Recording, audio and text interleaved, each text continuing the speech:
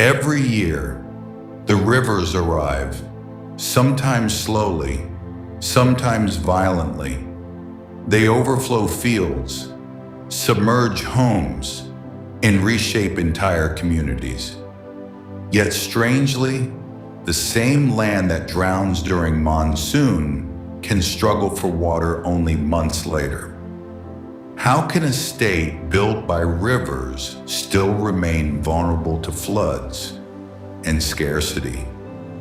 The answer begins far beyond Bengal itself. West Bengal stands at the tail end of one of the most complex river systems in South Asia. Many of its major rivers do not originate here. Their waters arrive from upstream states, from the Himalayas, and across international boundaries.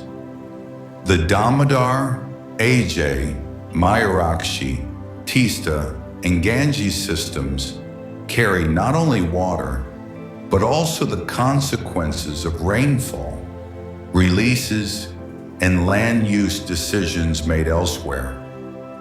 By the time these rivers enter Bengal's plains, their combined force can become difficult to manage, especially during the monsoon. Flooding in Bengal is rarely caused by a single river alone. It is often the result of synchronization.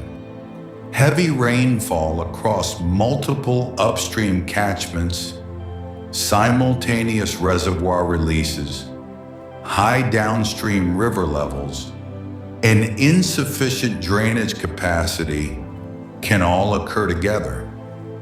As rivers swell across the basin, their waters begin competing for space. Low-lying districts become vulnerable first. Drainage channels slow down. Waterlogging intensifies.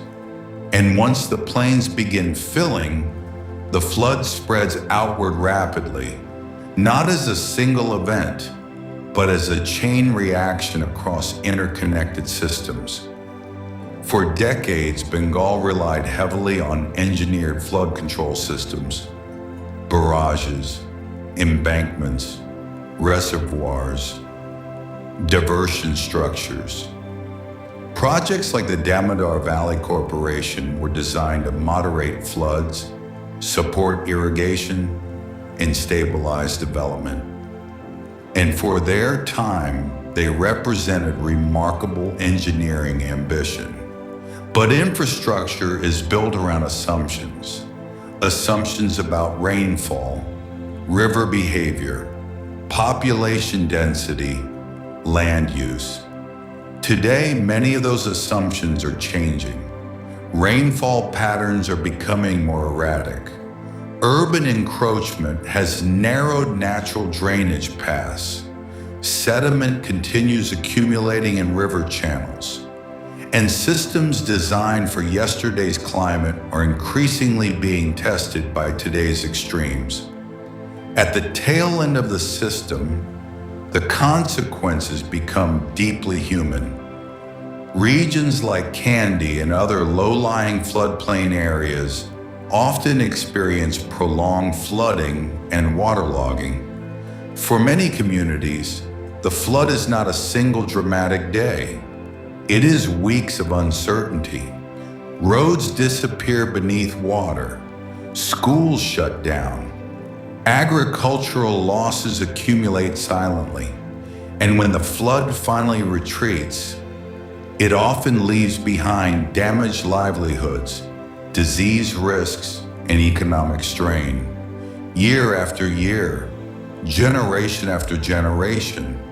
But beneath the visible floodwaters, another crisis is quietly growing. Silt. As sediment accumulates along riverbeds and drainage channels, the carrying capacity of rivers gradually declines.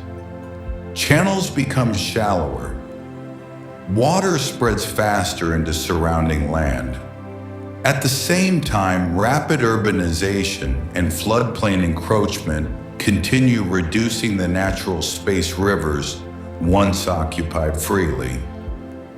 The river loses room, And when rivers lose room, the flood begins searching for it elsewhere, often through human settlements.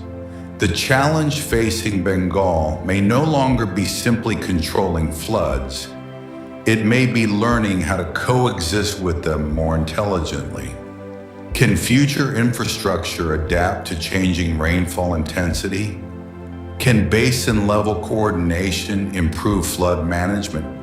Should rivers be given more floodplain space instead of being endlessly confined? And in a warming climate, what happens when extreme events become more frequent? These questions will shape Bengal's water future for decades to come, for centuries. Bengal's rivers carried fertility, trade, culture, and life. But rivers were never meant to stand still, and perhaps the future of flood management will depend not only on resisting water, but on understanding it more deeply. Because in the end, the story of Bengal is also the story of its rivers. Flowline Chronicles, Engineering Earth's Balance.